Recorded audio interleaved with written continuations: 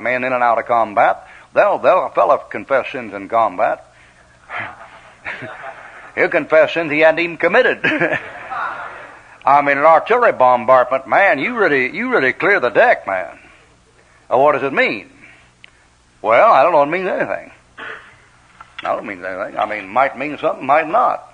You take when the prodigal son comes home and says, "I have sinned," he means business. He gets right. You take old Simon Peter, when he says, "I have sinned," he gets right. But when some of the rest of them say it, sometimes they mean it, sometimes they don't. I mean, when Job says, "I abhor myself and repent in sackcloth and ashes," he means business. You can't always tell what's in a man's heart.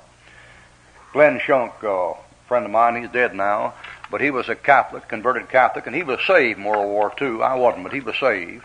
And he went in an infantry outfit that went through Italy and got in that mess down by the Rapido River and Mount Abbey Casino and all this and that. And he'd been witness to one guy in the outfit for days and days and days. Real tough guy, mean fellow, and cocky, smart aleck.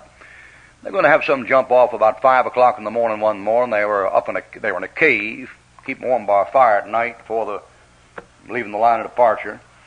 And along about 5 o'clock in the morning, most of those guys hadn't slept all night. They should have slept, but they're nervous, you know. Some of them too tired to stay awake. Most of them just kind of stay on the fire. And this one fellow he'd been witnessing to for about 2 or 3 weeks walked over and stood by the fire and just stood like this, company looking down the fire. And they looked up and looked out across that cave and said out loud to nobody in particular.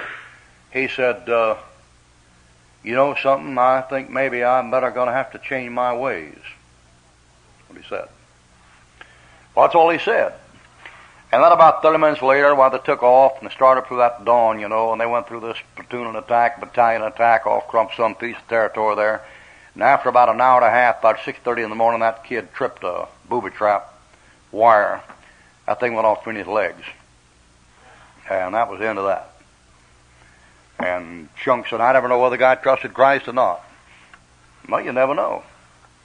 I mean, the guy said, "Well, I think I ought to straighten my living, straighten out." Well, maybe he means it, maybe it don't. 2 Samuel 19:20.